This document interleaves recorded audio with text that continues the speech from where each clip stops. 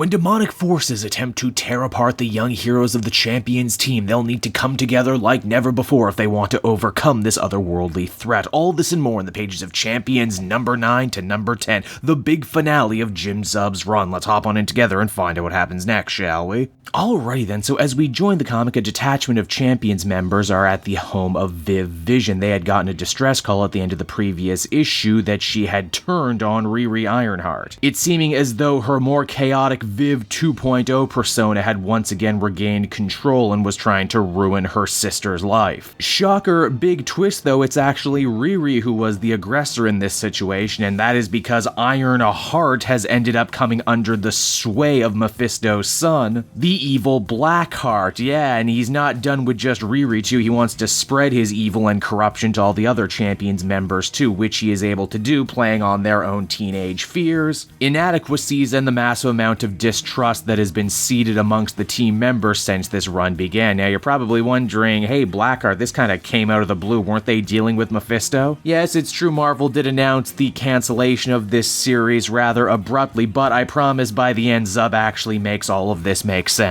Now, Riri attempts to finish off Viv Vision only for the Synthoid to give her the slip. That's because, well, Viv 2.0 actually did manage to take control of their shared body, but she's not evil anymore. And she makes a quick exit in an attempt to try and warn the other founding members of the Champions that Blackheart is coming for them. Granted, her work is cut out for her because the newly repowered Nova, Sam Alexander, is after all a human rocket and able to travel just as fast as Viv, if not a little faster. First up on Sam's hit list is Kamala Khan, who's been taking a break from the team, believing that she's failed everybody. Blackheart was seemingly able to tap into a great well of resentment that Sam had built up for his team members, always feeling that he was the weakest, that he was the outcast, the one who lost his powers, the one who never seemed to be as smart as the other members of the team, the one member of the team who doesn't have a solo series right now. Ouch. Miles ultimately gets roped into all of this too, him also trying to distance himself from the team right now following his own deal with Mephisto that kicked all of this off in the first place. And while I'm sure this wasn't the team-building therapy they all imagined, getting the original members of the team forced back together to fight a brainwashed Sam Alexander kinda does the trick. In fact, Kamala is ultimately able to break Blackheart's control over Sam by revealing her true identity to him. After all, the identity thing actually being a long-running story thread in this series. Of course, that's just one member of their team they managed to get back. They still have an entire other detachment of Champions they need to save, and as it stands right now, they're actually pretty stacked teams in terms of power. Which means as we head into the final chapter of this story, it's new Champions versus old Champions with everything hanging in the balance. At first, things don't look too good for our heroes. Nova, Spider-Man, Ms.Marvel, Viv, and even Brawn end up getting their bell rung over and over again until they realize that their other teammates might be strong, they're not fighting as a team. They just can't fight muscle with muscle, they need to fight smart. The tide of the fight is further turned when Viv and Riri finally have their big showdown. Viv apologizes for making everything so awkward between them, and in doing so, Ironheart is ultimately freed from Blackheart's control. It's lucky too that her brand new Ironheart suit V3 just so happens to have a bunch of countermeasures for big crowds like this. Blackheart once again tries to get inside the kids' heads, especially Miles Morales. After all, these two had actually done battle back during Miles' first #1, and it seems like Blackheart has been carrying a grudge this whole time. Miles is ultimately forced to out his dark secret to the rest of the team that he did make a literal deal with the devil to try and save the lives of everyone else, and he feels terrible about it. He'll have to live with it for the rest of his life, but he's trying to rebuild it, and Blackheart only wins if he's going to be able to pull him back down into the pits of despair. With that, the rest of the team comes together and they charge the villain one final time. In the end, though, it's ultimately Blackheart's daddy, not so dearest Mephisto, who comes on in to end the fight once and for all. He's pretty mad at his son for jumping the gun on this one. He had planned to bleed the Champions dry for years, but Blackheart had to ruin everything by jumping the gun just to try and get even with Spider-Man again.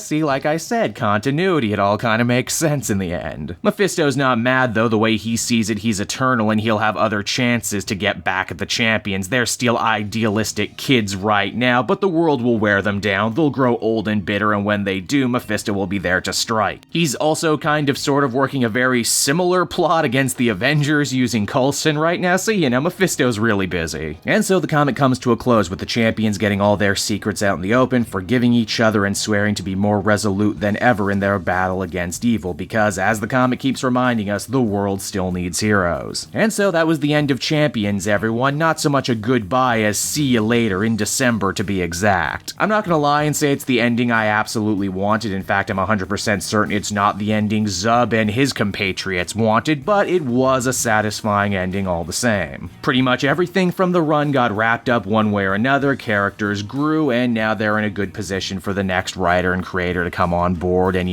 chart the next chapter of their adventures. I think the series grew by leaps and bounds under Zub. I think he did an amazing job not treating the young heroes like children, giving them actual adult stakes and adult problems to deal with along with adult villains. I know I enjoyed it all thoroughly, and I can't wait to see what happens next, both with this creative team and with these characters. Overall, I would give this one an 8.5 out of 10. Hey there everyone, it's your old pal Cape Joel again. Just wanted to take a moment to thank you so much for watching to the end of the video. I hope you enjoyed it, and if you did, and if you're in the market for comic books right now, and I mean really who isn't, you might want to check out my book depository link down in the description. It's no joke my favorite place to buy comic book trades. You get a great price, and if you use my link, not only will you be getting yourself something nice, but you'll be helping out the channel a little bit while you do so. So, you win, I win, everybody wins, right? And until next time everyone, this has been Cape Joel. Bye-bye.